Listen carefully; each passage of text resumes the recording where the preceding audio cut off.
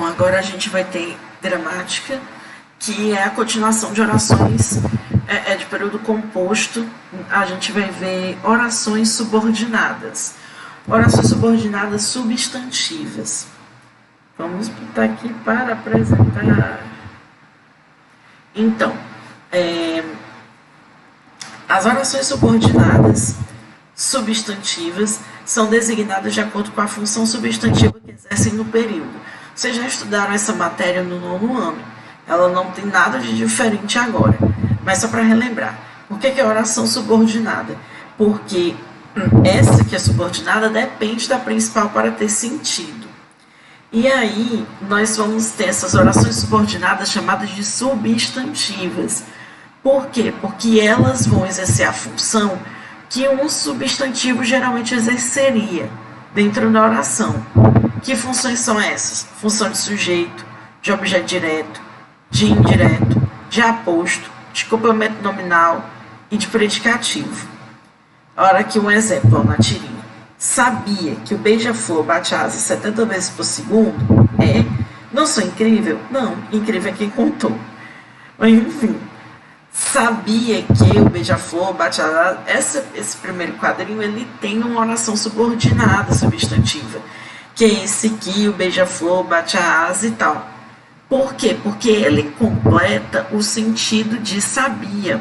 Quem sabe, sabe algo. Então, essa oração toda aí, que o beija-flor bate a asa 70 vezes por segundo, é uma oração subordinada substantiva objetiva direta, porque vai servir como objeto direto da outra oração, da oração sabia. Vamos entender isso melhor. Então, para entender as orações subordinadas substantivas, a gente tem que saber o que são as conjunções integrantes. As conjunções integrantes, elas não vão expressar nenhuma ideia. Por exemplo, conjunções como porque, pois, logo, mas, e elas dão ideias, né? Ideia de acréscimo, de oposição, ideia de explicação. As integrantes, elas não vão passar essa ideia para a gente, mas elas vão introduzir a oração subordinada substantiva. Geralmente, bem geralmente, é o que e o se. Mas, em alguns casos, podem vir pronomes como quem, qual e quanto, e advérbios tais como quando, onde, porquê e quão. Depende, sei que esses casos são mais difíceis de acontecer, mas dá para cair isso em questão facilmente. Mas geralmente vai cair com que ou se. As orações subordinadas substantivas subjetivas têm função de sujeito da oração principal. Elas geralmente são formadas por verbos ou locuções. Então, geralmente, elas começam a principal com é bom, é preciso, é necessário, é conveniente. Ou então começam na voz passiva, tipo foi permitido, era conhecido, necessita-se.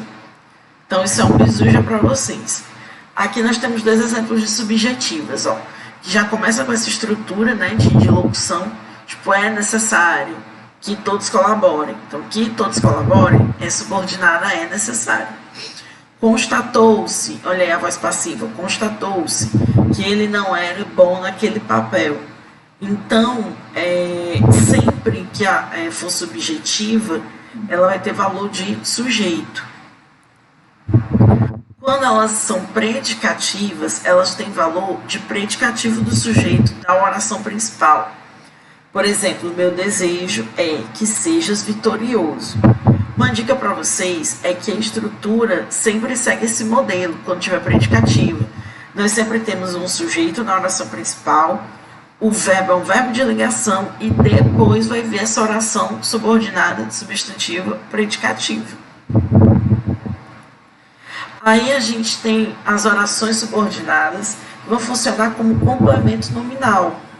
Então, elas vão exercer função de complemento nominal, que a gente estudou faz pouco tempo, completa o sentido de um substantivo, de um adjetivo ou de um advérbio da oração principal.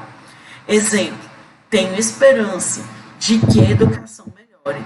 Quem tem esperança de algo, de que a educação melhore completa o sentido de esperança. Como é uma oração inteira, ela é uma oração subordinada, substantiva, completiva, nominal. E tanto a subordinada, substantiva, objetivo direta, como a objetiva indireta vão se ligar ao verbo da oração principal. A direta exerce função de objeto direto da oração principal. Então, eu espero que você aprenda português. Então, quem espera, espera algo. Se o verbo é transitivo direto, ele pede um objeto direto.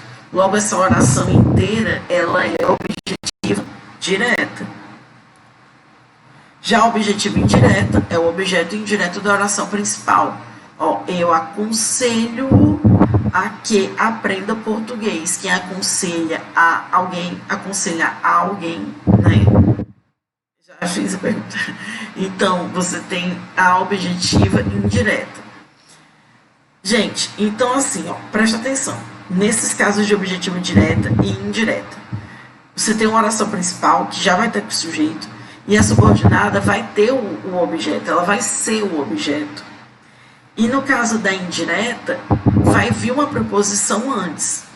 Cuidado para não confundir com a completiva nominal, que também tem uma preposição antes, tá? E a positiva se liga ao nome da oração principal, porque ela é função de aposto, que é a função de explicar ou resumir um termo. Geralmente, por 95% das vezes, ela é a única que vai vir com pontuação. Bem mais fácil. Geralmente, essa pontuação são 2 pontos. Por exemplo, só deseja uma coisa. Aí 2 pontos. Vai dizer o quê? É um aposto explicativo. Que vivam felizes. Uma dica para você conseguir resolver questões com orações subordinadas substantivas é substituir a oração inteira pelo pronome isso. Por exemplo, Júlia esperou que o marido voltasse. Júlia esperou isso. Tá? Então você percebe, dá para notar que o isso tem função de objeto direto. Logo, essa oração todinha que você substituiu pelo isso é oração subordinada, substantiva, objetiva, direta. Bom, essa matéria não é muito difícil, ela requer mais treino, mais prática e resolução de questões, que é o que a gente vai fazer semana que vem. Então,